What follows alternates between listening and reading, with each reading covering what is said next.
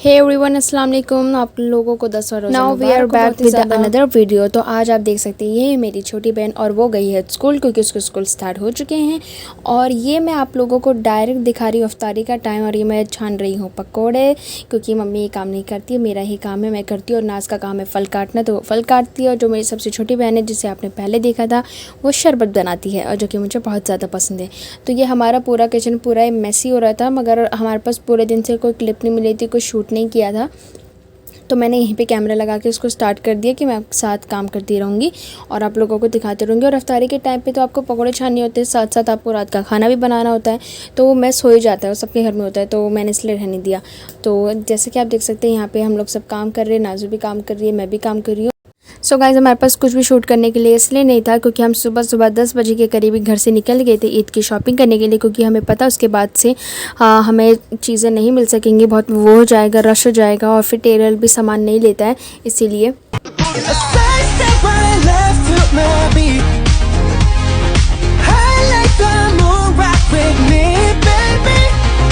तो आपको जैसे कि पता है कि हम लोग ज़्यादा लोग हैं नहीं, तो अफ्तार में हम लोग ज़्यादा कुछ खाते ही नहीं है। ये थे कुछ फ्रूट्स और बड़े पकोड़े और किसी के पास से कुछ आया था, मतलब अफ्तारी आई थी तो वो। और ये सीधे रात का खाना है, ये भी मैंने बनाया था।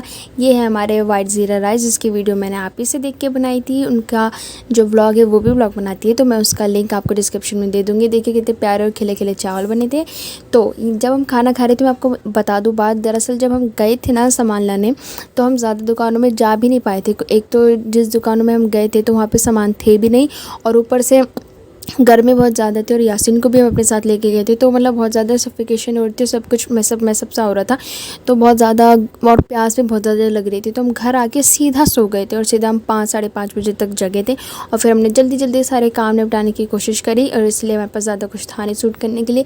फिर हमने ऑनलाइन भी चेक किया, तो ऑनलाइन का ये सीन रहता है कि आपको कपड़ों का कुछ अता पता नहीं रहता है कि मतलब उनका कैसा डिज़ाइन रहता है। तो हमने 2 कपड़े ऑर्डर भी किए थे, एक गरारा ऑर्डर किया था और एक लॉन्ग फ्रॉक ऑर्डर करी थी मेरी और नाज के लिए।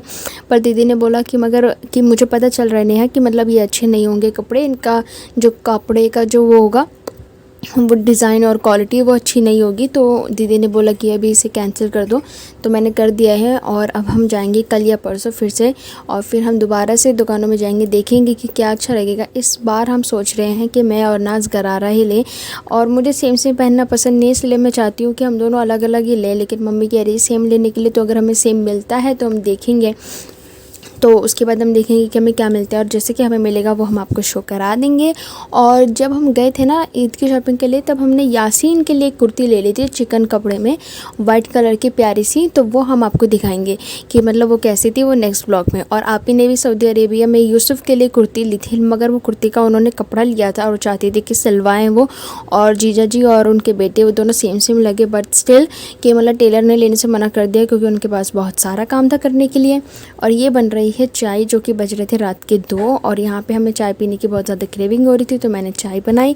तो अब हम चाय पी लेंगे, और फिर चाय पीते पीते आप देख सकते हैं कि हमने अपनी स्टडी स्टार्ट कर दी।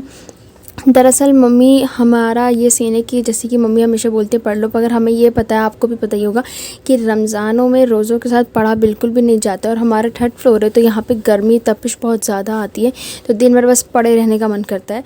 तो हम रात में 2 बजे 3 बजे 4 बजे तक पढ़ते हैं, और या तो कभी कभी 7 बजे तक जागे रहते हैं क्योंकि हमें सानिया को स्कूल भेजना होता है।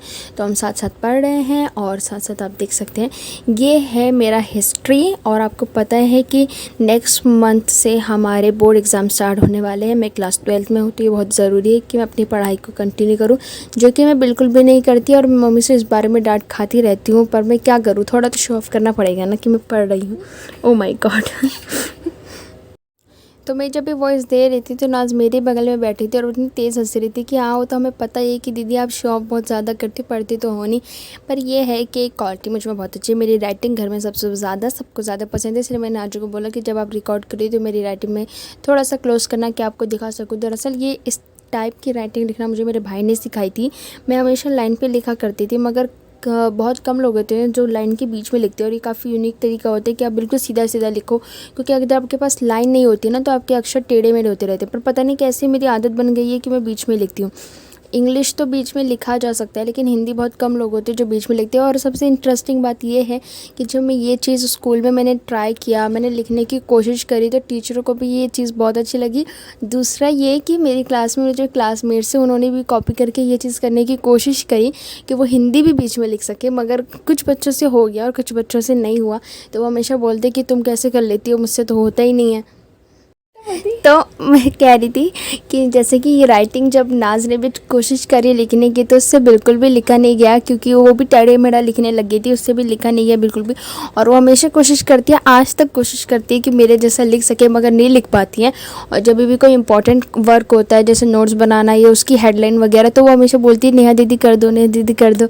ठीक है, तो मैं हमेशा कह देती हूँ कि ये कला सिर्फ मेरे अंदर है, तो इससे कुछ नहीं होने वाला। तो कहती ओहो, इतना भाव मत खा। तो मतलब यही सब बातें हैं जो हमें आपको बतानी थी। तो मैं अभी हूँ 12th क्लास में, नाज है अभी 11th में। तो हम दोनों के बीच में 1 साल का डिफरेंस है, ठीक है, इसलिए हम दोनों को एक ही जैसा ट्रीट किया जाता है। तो नेहा चलती है। ये मैं वॉइस दे रही हूँ और ये बीच में परेशान कर रही है हमें, और ये बैठ के सुन रही है कि नेहा क्या क्या बोल रही है, जरा मैं भी तो सुनूँ कि कहीं मेरे बारे में बुरा तो नहीं बोल रही। अभी मैंने पीछे इसकी राइटिंग को लेके कुछ बोला तो इसने मेरी वॉइस कटवा दी।